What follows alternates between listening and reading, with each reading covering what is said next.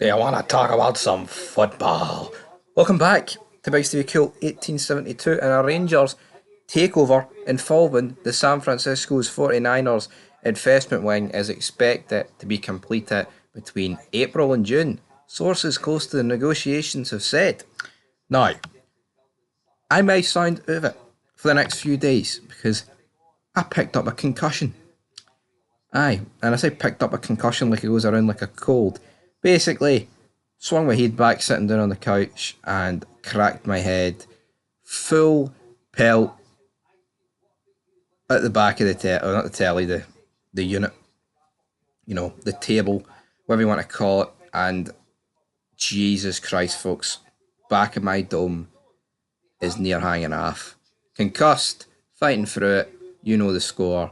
And yeah, we will live, we will fight through it. But yeah, concussion. I'm not going to go and do a Chris Benoit on yous, but Jesus Christ. Concussion, man. Concussion fucking protocol. Because this is no good. But there is a broad agreement between our parties, with current shareholders expected to sell all or part of their stake in the club in the coming months. The prospective owners would acquire more than 50% of the Rangers shares while taking on the debt, much of it owed to former chairman John Bennett. Now, the Leeds United chairman, Parag Marafi, and the force behind the 49ers investments, the investment wing of the 49ers NFL franchise, is a key player to the Rangers takeover. He has been described by a source familiar with the negotiations as front and centre, but there is as yet unnamed investor who is said to be as influential in the deal as Marife. It is understood that Dave King, the largest individual shareholder in the club, is supportive,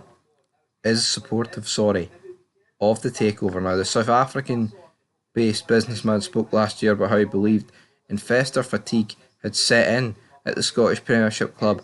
While other members of the board have not seen eye to eye with King on many issues in the recent past, there appears to be general agreement on the need for new energy and new money at the club. The current Rangers board see Marafi and his team as serious people who have a track record in reviving underperforming sporting institutions, which is how they see Rangers in a changing football landscape. Conversations about selling Rangers have been happening in private since the second half of 2023.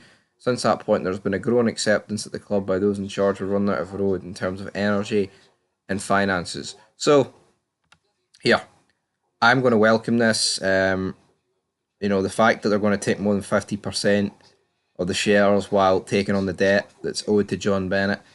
That's good news. Right. First of all, right, as good as I think this could potentially be, this isn't going to fix itself overnight. We're not going to spend, 400 million in the summer and, walk away with a quadruple next season and win the Champions League. Right? It doesn't happen like that. It's never going to happen like that. You know what I mean? I'll be interested to see what does happen in June. Any form of takeover, like I said, is a good one because we need to spend more money. And it's quite that simple. And I look at it and I think, right, the situations right now with Rangers is pretty bleak. You look at that January transfer window, all this talk about downsizing, X, Y, and Z, whatever.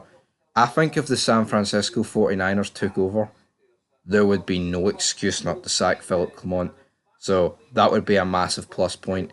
Do you want Philip Clement leading this Rangers takeover, the manager, with all these players that could be coming in and things like that? The new era, the San Francisco 49 era, man. No, you don't want it. Anyway, leave your thoughts down below. We'll be back soon with more content when I'm feeling a bit less concussed. Barely got that out there. Aye.